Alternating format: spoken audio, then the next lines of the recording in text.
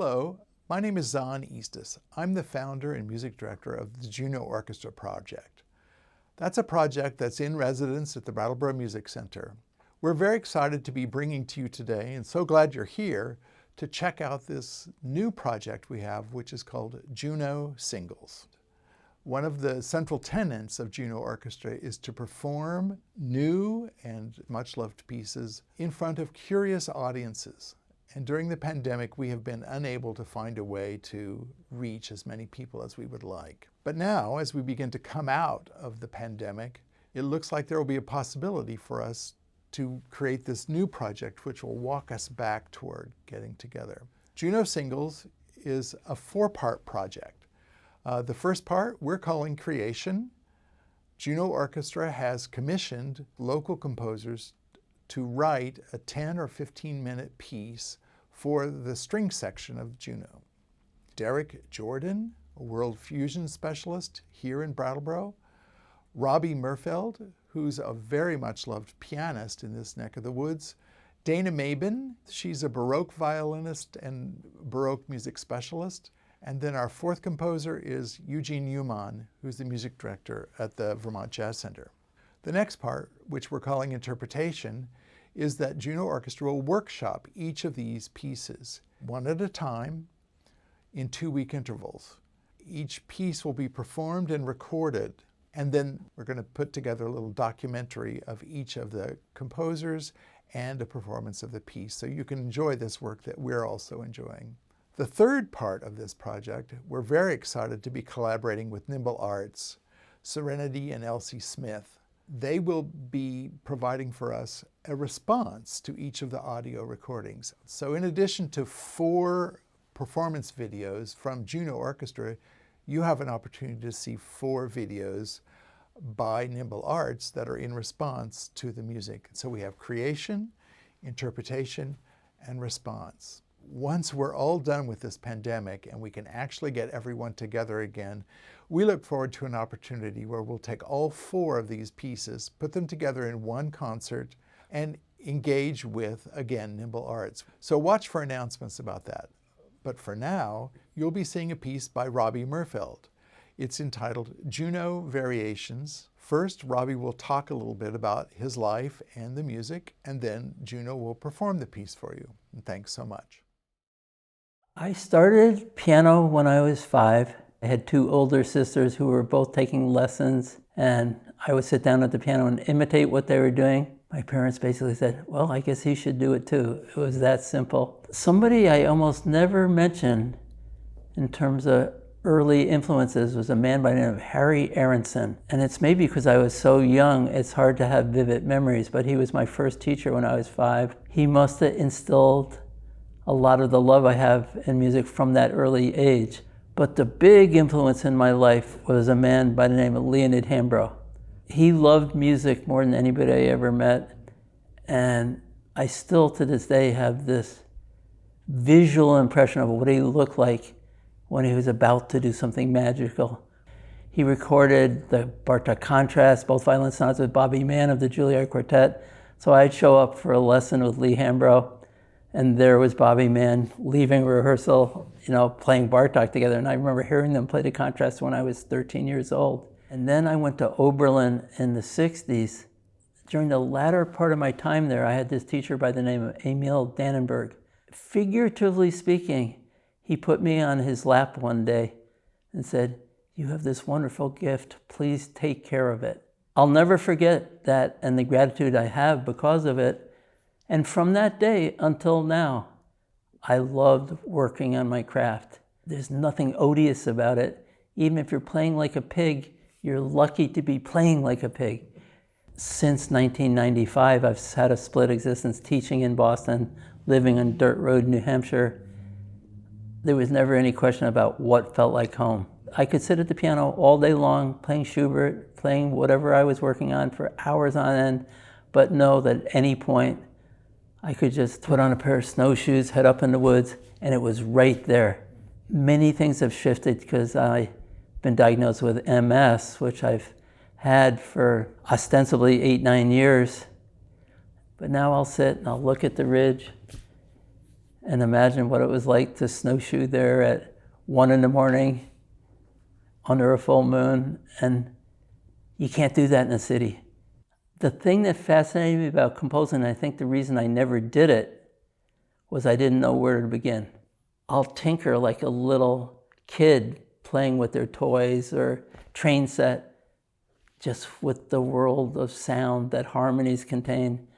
And then the melody might be incidental rather than primary. That's not always the case, because if you're writing something that has a driving rhythm, maybe rhythm has the primary impetus. And doing things that you don't necessarily identify yourself as, it has a strange mixture of being daunting and being liberating. When I sat down to write this piece, I had no prior conception.